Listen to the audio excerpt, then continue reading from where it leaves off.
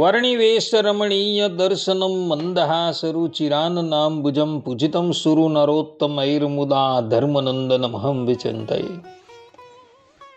અસતોમાં ષડગમય તમસોમાં જ્યોતિર્ગમય મૃત્યુર્મા અમૃતમ ગમય. ઓમ શાંતિ શાંતિ શાંતિ. અસ્મદ્ગુરુ સમારંભામ નાથયામૂન મધ્યમામ લક્ષ્મી વલ્લભ પર્યંતામ વંદે ગુરુ પરંપરા. આજની જ્ઞાન સભાની અંદર પધારનારા બધા જ ભગવત ભક્તોને વેદાંતાચાર્ય, પુરાણ ઇતિહાસાચાર્ય, એમાં ફિલોસોફી શાસ્ત્રી રાકેશભાઈના હેતપૂર્વક જય સ્વામિનારાયણ. અમારા રાજકોટ નિવાસી જયદીપભાઈએ અમને પ્રશ્ન કર્યો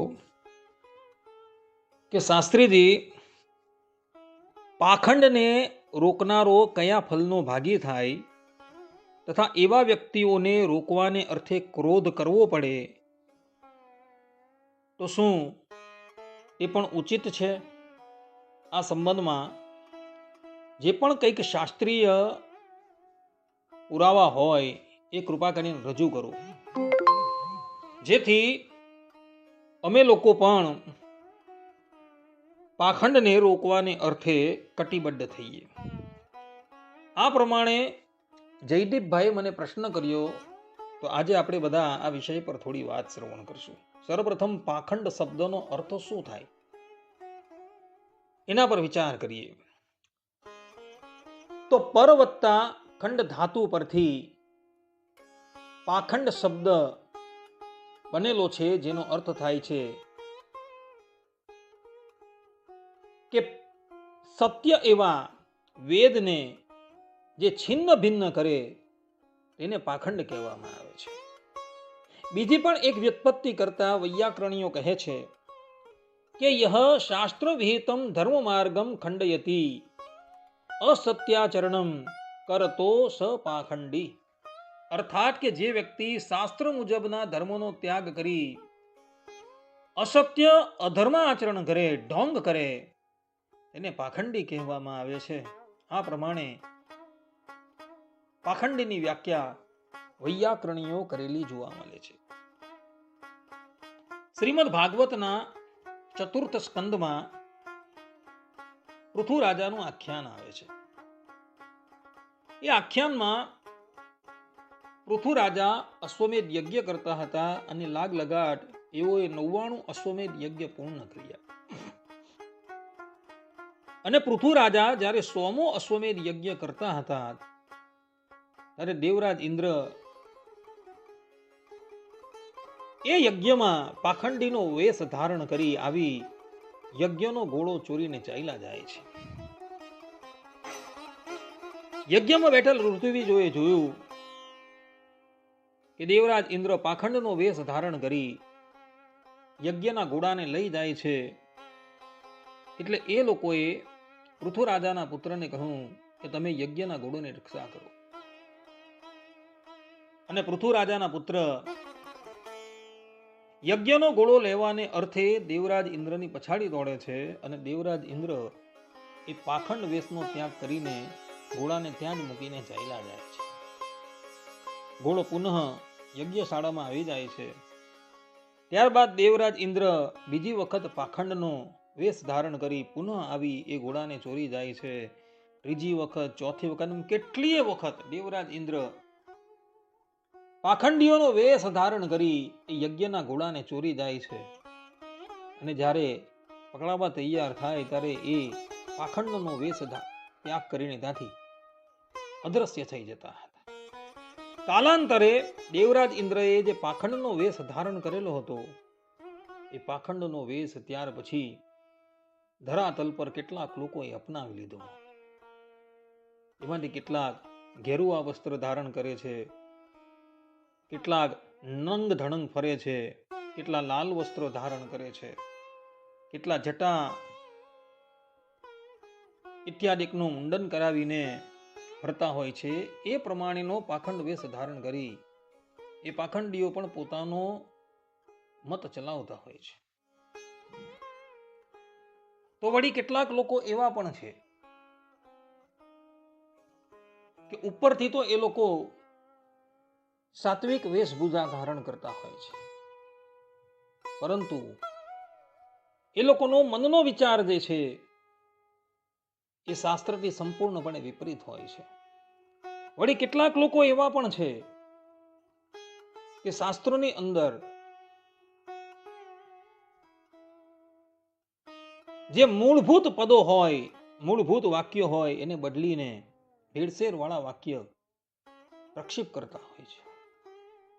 તો કેટલાક લોકો શાસ્ત્રોના અર્થોને ગલત કરતા હોય છે. ગુરુ પરંપરાગતથી જે અર્થ ચાલી આવતા હોય એ અર્થને એક બાજુ મૂકી પોતાના મનોકલ્પિત અર્થને એ લોકો રજૂ કરતા હોય. તો આ બધા જ લોકો જે છે એ પાખંડીની કક્ષાની અંદર આવી જાય છે. તો આવા પાખંડીઓનો નિગ્રહ કરવો એ તો પુણ્યનું કામ છે. અને શાસ્ત્રોની અંદર એવા પ્રમાણો છે કે એવા પાખંડીઓનો નિગ્રહ કરવાથી મનુષ્ય કેટલાય પુણ્યનો ભાજી થઈ જાય છે.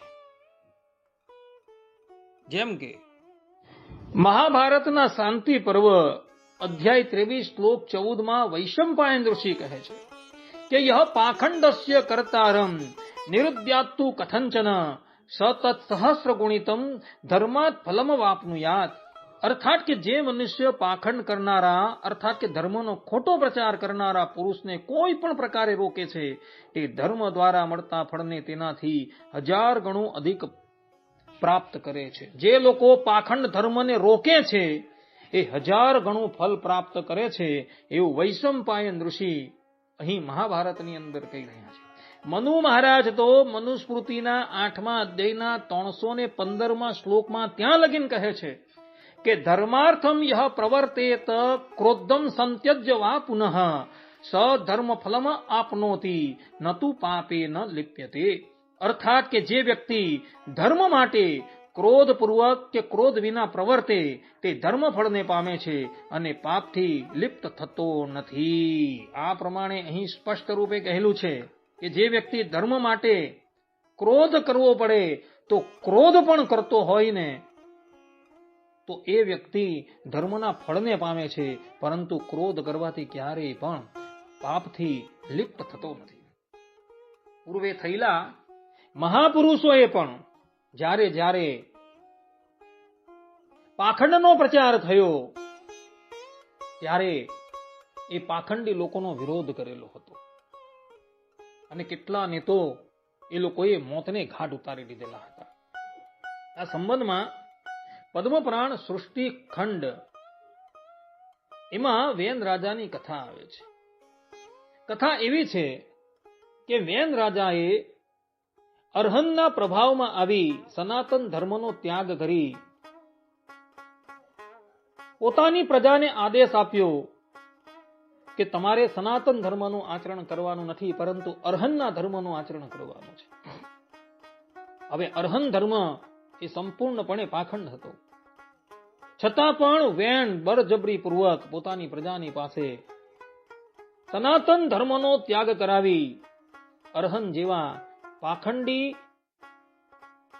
ધર્મને આચરણ કરાવતા હતા, જેનાથી બધા જ ઋષિ મુનિઓ ક્રોધાયમાન થઈ ગયા. અને સર્વપ્રથમ તો એ ઋષિ મુનિઓએ વેનની સાથે સામ નીતિથી કામ લીધું, પરંતુ જ્યારે વેન સમજવા તૈયાર ન થયો ત્યારે ઋષિ મુનિઓએ વેન રાજાને મોતને ઘાટ ઉતારી દીધો. ન રહેગા બાંસ ન રહેગી બાંસુરી, એ નીતિ પ્રમાણે રાજાને જ સમાપ્ત કરી દીધો, જેને લઈને પાખંડનો પ્રચાર થતો બંધ થઈ ગયો.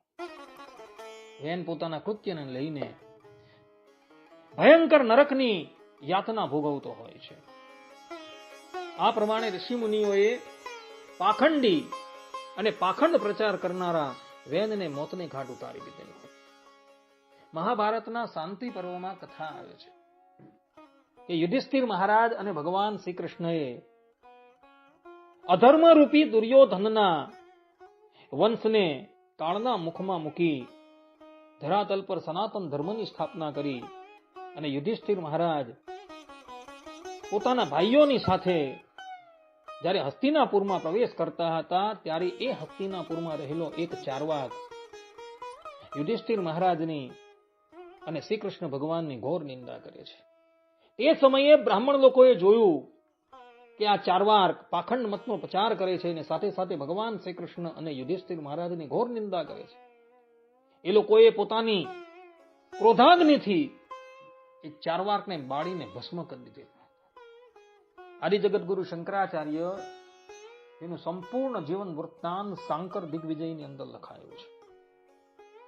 એ શાંકર દિગ્વિજયમાં પ્રસંગ આવે છે કે આચાર્ય શાંકરે શાસ્ત્રાર્થની અંદર બુદ્ધ છે, જૈન છે, કાપાલિકો છે, ચારવાક છે, એ બધાને જ પરાજિત કર્યા, પરંતુ આદિ જગતગુરુ શંકરાચાર્યજી એટલેથી નથી શાંત થયા. એઓએ સુધન્વા નામના રાજાને ઉભો કરી એ બધાને મોતને ઘાટ પણ ઉતારેલા હતા. જ્યારે જ્યારે પાખંડ મતનો પ્રચાર થતો હતો ત્યારે મહાપુરુષોએ અસ્ત્ર શસ્ત્ર પણ હાથમાં લીધા છે. ઋષિમુનિઓનો પરમ ધર્મ છે અહિંસા, સંન્યાસીનો પરમ ધર્મ છે અહિંસા, છતાં પણ જ્યારે પાખંડ મતનો પ્રચાર અને પ્રસાર થવા લાગેલો ત્યારે એ સંન્યાસીઓએ પણ અન્યને કહીને એ પાખંડીઓને મોતને ઘાટ ઉતારેલા હતા. ભગવાન સ્વામિનારાયણ એઓએ પણ પોતાના અવતાર કાળ દરમિયાન કેટલાય પાખંડીઓની સાથે શાસ્ત્રાર્થો કરી એઓને શાસ્ત્રાર્થમાં પરાજિત કરી સનાતન ધર્મની સ્થાપના કરેલી હતી. એનું કારણ એ કે પાખંડીઓને સમાપ્ત કરવાથી મહદ ફલની પ્રાપ્તિ થાય છે.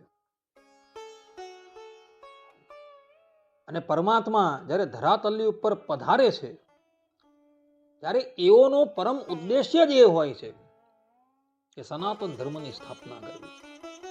આદિ જગતગુરુ શંકરાચાર્યજી, ભગવાન શ્રી હરિ એઓએ પાખંડીઓને સમાપ્ત કરી સનાતન ધર્મની સ્થાપના કરેલી હતી. હાલમાં સ્વામિનારાયણ સંપ્રદાયમાં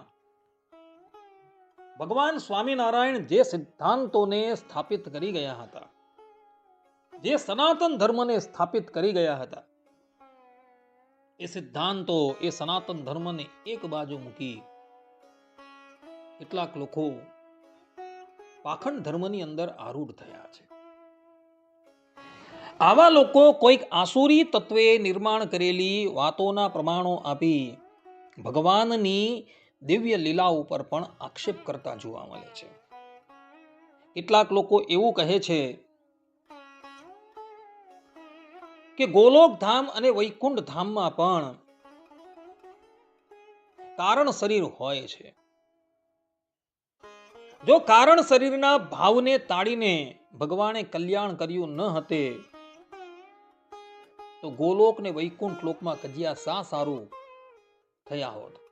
અને ગોલોકમાં રાધિકાજીએ શ્રીદામા સાથે વડવેડ કરી અને વૈકુંઠ લોકમાં જય વિજયે સંકાદિક સાથે વડવેડ કરી. આ પ્રમાણે કહી એ લોકો ભગવાનના દિવ્ય ધામમાં પણ કારણ શરીરની કલ્પના કરે છે. અને આડકત રીતે એ લોકો એવું કહે છે કે ગોલોક ધામ એ માયાની અંદર આવેલું છે, પરંતુ વડતાલનું 18મું વચનામૃત તથા ઉપોટ ઘાટની અંદર સ્પષ્ટ રૂપે લખેલું છે કે ગોલોક ધામ માયાથી પર છે. અને ગોલોક ધામમાં શ્રીદામા અને ભગવાન શ્રી કૃષ્ણના ધર્મપત્ની રાધિકાજી વચ્ચે જે વિવાદ થયો એમાં કેવલ ને કેવલ ભગવાનની ઈચ્છા જ હતી. અને એ વાતની સ્પષ્ટતા ભગવાન સ્વામિનારાયણે સારંગપુરના 14મા વચનામૃતમાં કરેલી છે. ત્યાં ભગવાન સ્વામિનારાયણ કહે છે કે ગોલોકથી રાધિકાજી પડ્યા તે પણ ભગવાનની ઈચ્છા હતી અને પોતાને પણ મનુષ્ય દેહ કરીને અનંત જીવોનો ઉદ્ધાર કરવો હતો અને પોતાના કલ્યાણકારી જે ચરિત્ર તેને વિસ્તારવા હતા. એટલે માટે ભગવાને કેવલ એક આ લીલા કરી હતી. તે જ પ્રમાણે જય વિજયના પ્રસંગની અંદર પણ આ જ સમજવાનું છે. હવે આટલી બધી સ્પષ્ટતા કરવા છતાં પણ આ લોકો પોતાની કપોળ કલ્પિત વાતોના પ્રમાણો આપી ભગવાનના ધામની અંદર પણ કારણ શરીર રૂપ માયા છે એવું પ્રતિપાદન કરવાને અર્થે તૈયાર થયા છે. એ જ વાતોની અંદર એક સ્થાન પર એવું લખેલું છે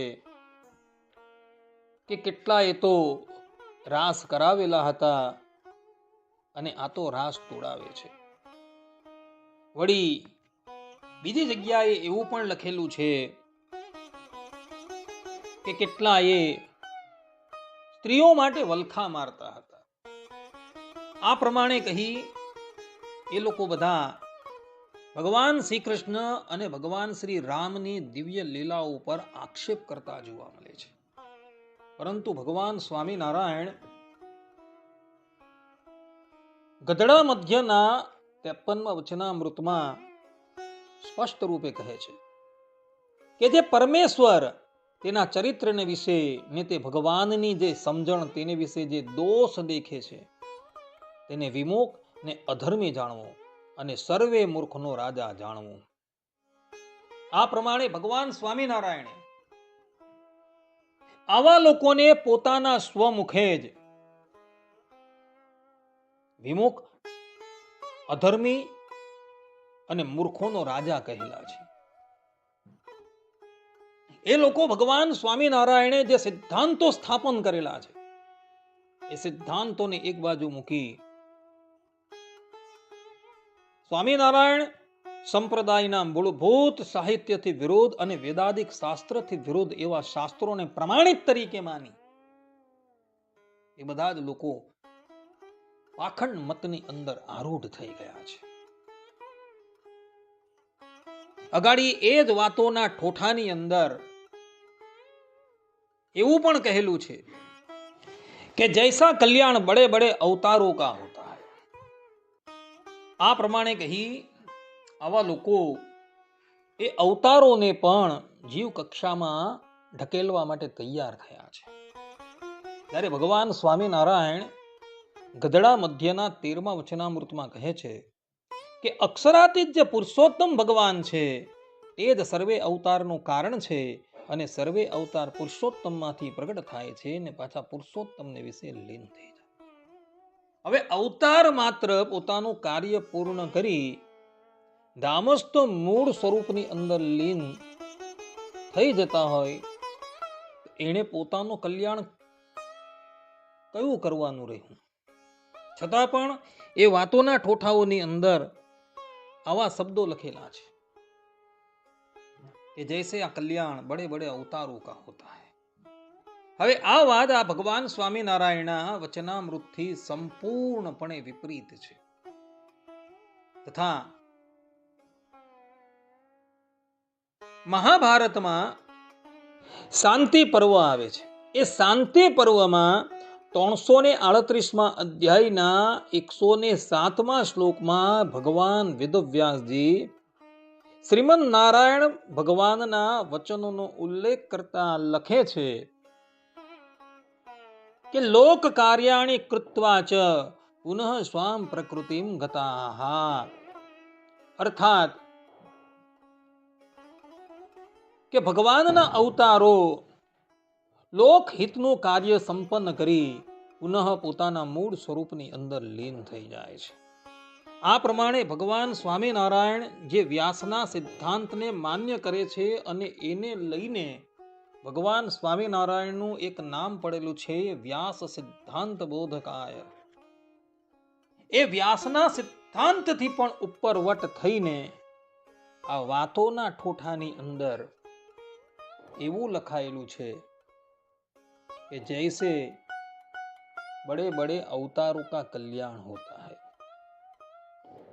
भगवान वेदव्यास जी અને ભગવાન સ્વામિનારાયણ તો એવું કહે છે કે અવતાર માત્ર પોતાનું કાર્ય પૂર્ણ કરી ધામસ્થ મૂળ સ્વરૂપની અંદર લીન થઈ જાય છે. જ્યારે આ વાતોની અંદર તો કંઈક બીજી જ વાત લખાયેલી છે. હવે શ્રોતાગણો નક્કી કરો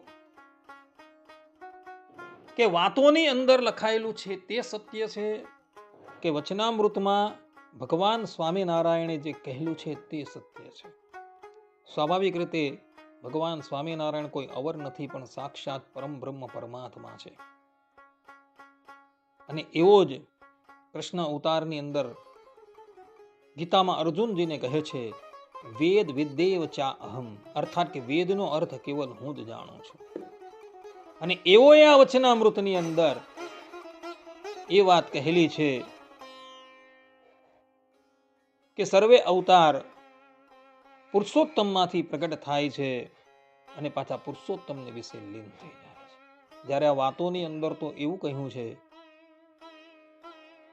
કે ભગવાન શ્રી હરિ જ્યાં સુધી પ્રગટ ન થયા હતા ત્યાં સુધી અવતારો એ કલ્યાણ વગરના રઝળતા હતા. હવે આને સનાતન ધર્મ કહેવાય કે પાખંડ ધર્મ કહેવાય, એ શ્રોતાગણો નક્કી કરો. નિશ્ચિતપણે આ પાખંડ ધર્મ છે, કારણ કે આવી વાત સનાતન ધર્મના કોઈ ગ્રંથની અંદર લખાયેલી નથી. તો આવી વાતોનો વિરોધ કરવો એ દરેક સ્વામિનારાયણ સંપ્રદાયના અનુયાયીઓની ફરજ છે. કારણ કે આવા પાખંડ ધર્મનો જો તમે વિરોધ કરશો તો ધર્મ કાર્ય કરવાથી તમે જેટલા ફલના ભાજી થશો એનાથી 1000 ગણું ફલ તમને પ્રાપ્ત થશે. કારણ કે એ જ પ્રમાણે મહાભારતની અંદર વૈશંપાયન ઋષિએ કહેલું છે, ત્યાં 1000 શબ્દ જે છે એ અનંતવાચક લેવાનું છે. એટલે જે લોકો પાખંડ ધર્મનો વિરોધ કરે છે એ બધા જ લોકો અનંત ફલના ભાજી થાય છે. અને પાખંડને દામવાને અર્થે જો ક્રોધ કરવામાં આવે તો એ ક્રોધ પણ પુણ્યરૂપ છે એવું મનુ મહારાજ મનુસ્મૃતિમાં જ કહે છે. અને પૂર્વે થયેલા આપ્તજનોએ ક્રોધ કરેલો હતો વેનને મારવા માટે,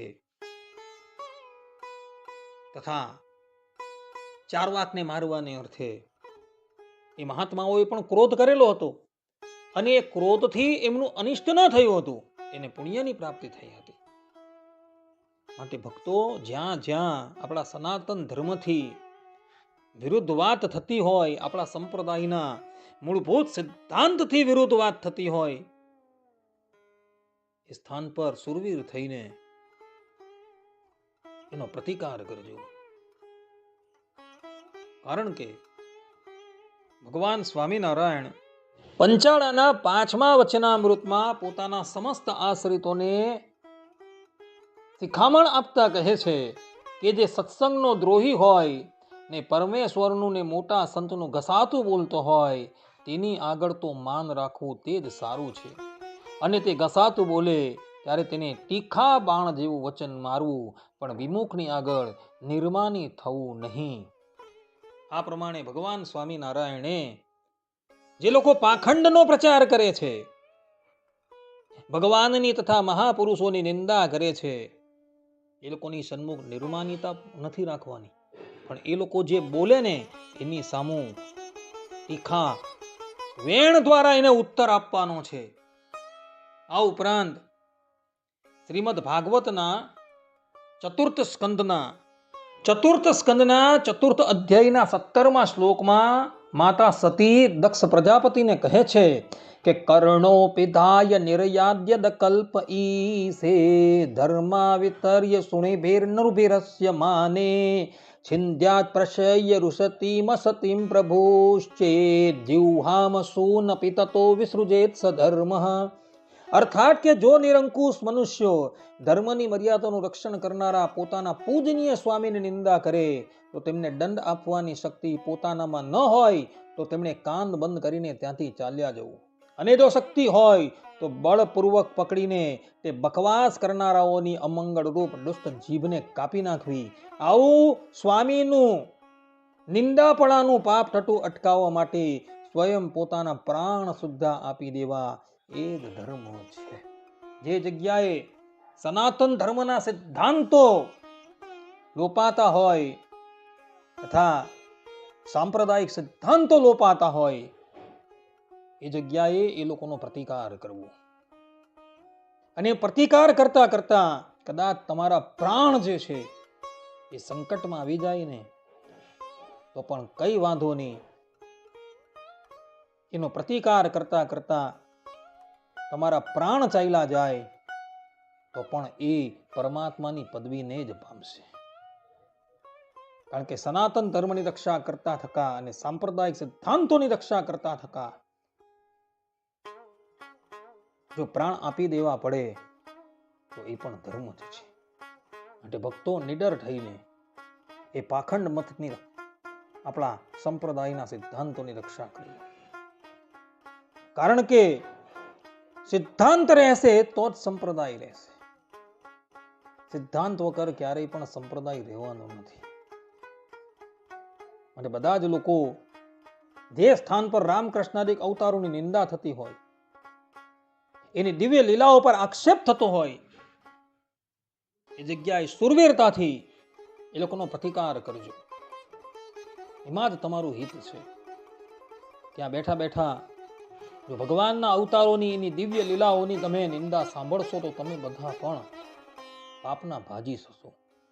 અને જે પ્રમાણે દક્ષના યજ્ઞની અંદર ભગવાન શંકરની નિંદા સાંભળવાથી દક્ષનું તો અનિષ્ટ થયું, પરંતુ સાથે સાથે વશિષ્ઠ છે, ગૌતમ છે, ભૃગુ છે ઇત્યાદિ ઋષિ મુનિઓનું પણ અનિષ્ટ થયું હતું. માટે જે લોકો પાખંડ મતની અંદર આરૂઢ થયા છે એનો સુરવીરતાથી તમે લોકો સામનો કરજો. કારણ કે પાખંડ મતનો સામનો કરવાથી તમને અનેક ગણા પુણ્યની પ્રાપ્તિ થશે. ને એ સમય પર તમે ક્રોધ કરશો તો એ ક્રોધ પણ પુણ્યમાં પરિવર્તિત થઈ જશે. આટલું કહીને હું મારા પ્રવચનને અહીં વિરામ આપું છું. સર્વે સંતુ નિરામયઃ સર્વે સુખિનો ભવન્તુ સર્વભદ્રાણિ પશ્યન્તુ મા કશ્ચિદ દુઃખ ભાગ ભવેત. અસ્તુ. જય સ્વામિનારાયણ.